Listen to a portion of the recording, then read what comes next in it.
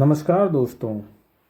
आपने कई बार किसी रिकवरी एजेंट को ये कहते हुए सुना होगा कि सर आप एक ईएमआई पे कर दो, दो ईएमआई पे कर दो, उसके बाद फिर आपका हम सेटलमेंट करवा देंगे।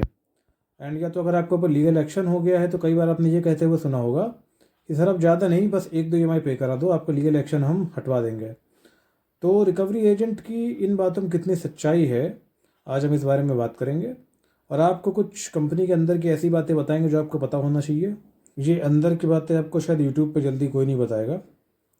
तो सबसे पहली बात आपको ये पता होना चाहिए कि जो लीगल डिपार्टमेंट होता है वो कंपनी का अपना खुद का होता है। जितनी भी बड़ी बड़ी अच्छी कंपनी होती हैं उनका अपना खुद का लीगल डिपार्टमेंट होता है।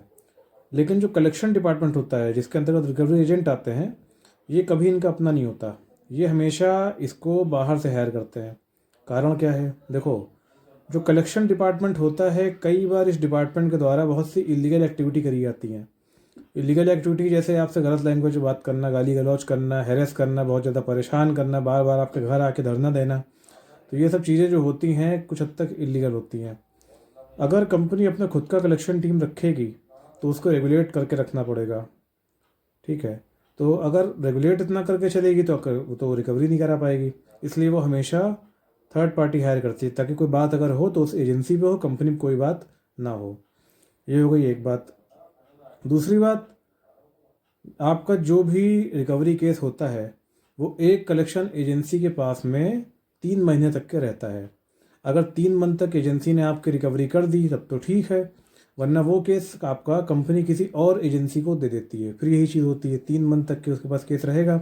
अगर रिकवरी हो गई तो ठीक है, अदरवाइज़ वो अगली एजेंसी के पास में जाएगा। ये भी एक अंदर की बात आपको पता होना चाहिए।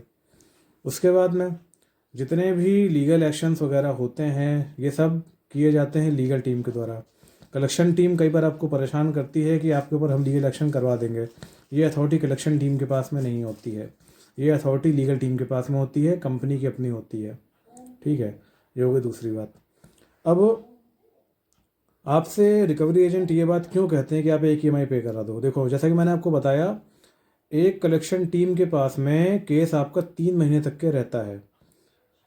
3 महीने तक केस अगर आपका रहता है तो कलेक्शन टीम कोशिश ये करती है कि 3 महीने में किसी भी तरह आपसे एक ईएमआई वो पे करा दे ताकि उसका टारगेट पूरा हो जाए और उसको अच्छा बोनस मिल जाए।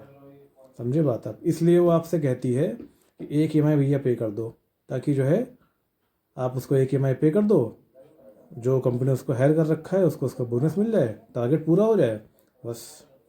उसके बाद दूसरी बात ये कहती है कि आप दो ईएमआई एक ईएमआई पे कर दो तो हम आपका लीगल एक्शन हटवा देंगे। देखिए, मैंने आपको इससे पहले वीडियो में बताया था आप एक ईएमआई पे करके लीगल एक्शन हटवा सकते हो, लेकिन मैंने आपको ये भी बताया था ये एक ईएमआई आपको कोर्ट के अंदर जाके देना है, ना कि कंपनी को कोर्ट के बाहर। कोर्ट के बाहर अगर आप कंपनी को ईएमआई देते हैं तो कंपनी इसके लिए बॉन्ड नहीं है कि वो आपका लीगल एक्शन हटाए। इसलिए अगर आप एक ईएमआई देके केस हटवाना चाहते हो तो आपको कोर्ट के अंदर जाके वो काम करना पड़ेगा, क्योंकि आपके ऊपर का सेक्शन 25 का केस लगा हुआ है। तो ये केस आपका एक ईएमआई पे होता है, ना कि पूरे अमाउंट पे। तो अगर आप एक ईएमआई देके केस हटवाना चाहते हैं तो ये ईएमआई आपको कोर्ट के अंदर जाके देना, ना कि कोर्ट के बाहर। लेकिन कलेक्शन टीम आपको ये कह के गुमराह करती है कि सर आप एक ईएमआई पे कर दो, आपका केस हम यहाँ से हटवा देंगे। ऐसा नहीं होता है। तो कुल मिला के सीधी बात यह है कि कलेक्शन टीम अगर आपको ये कह के गुमराह करती है, अब आपको गुमराह नहीं होना है। अब आप ये सोचो कि सेटलमेंट जो आपका होता है ये आपका लोन अकाउंट एनपीए हो जाने के बाद होता है। अगर आप 3 महीने के पहले एक ईएमआई पे कर देते हो तो आपका लोन एनपीए में क्यों जाएगा? लोन को एनपीए होने के लिए कम से कम आपकी 3 ईएमआई बाउंस होना ज़रूरी है। तो रिकवरी एजेंट चाहते हैं आपको लोन एनपीए में ना जाए, एनपीए में जाने पहले एक ईएमआई आप पे कर दो, उनका टारगेट पूरा हो जाए एंड उनको अच्छा बोनस मिल जाए, उनको अच्छा कमीशन मिल जाए। इसलिए वो आपसे ऐसा कहते हैं। लेकिन अगर आपने सेटलमेंट करने के लिए सोचा है तो आपको कोई ईएमआई पे नहीं करनी है, आपको एनपीए होने का वेट करना है, सेटलमेंट ऑफर का वेट करना है, उसके बाद आप लोन का सेटलमेंट कीजिए। मैं फिर यही बात कहूँगा, अगर आपके पास पैसा है तो कंपनी को पैसा दे दीजिए, लेकिन अगर पैसा नहीं है तो परेशान होने की कोई ज़रूरत नहीं है। आप आराम से आके सेटलमेंट करवा सकते हैं। आपको किसी भी रिकवरी एजेंट की इन सब बातों में गुमराह नहीं होना है। सेटलमेंट होने के लिए आपको वेट करना पड़ेगा, ऑफ़र आने के बाद आपका सेटलमेंट लेटर आएगा, लेटर के अकॉर्डिंग आप अपना पेमेंट करेंगे तो आपका सेटलमेंट पूरा हो जाएगा। अगर आपको इस वीडियो में कुछ भी सीखने को मिला ये वीडियो अच्छी लगी इसको शेयर कीजिए, चैनल को सब्सक्राइब कीजिए। Thank you.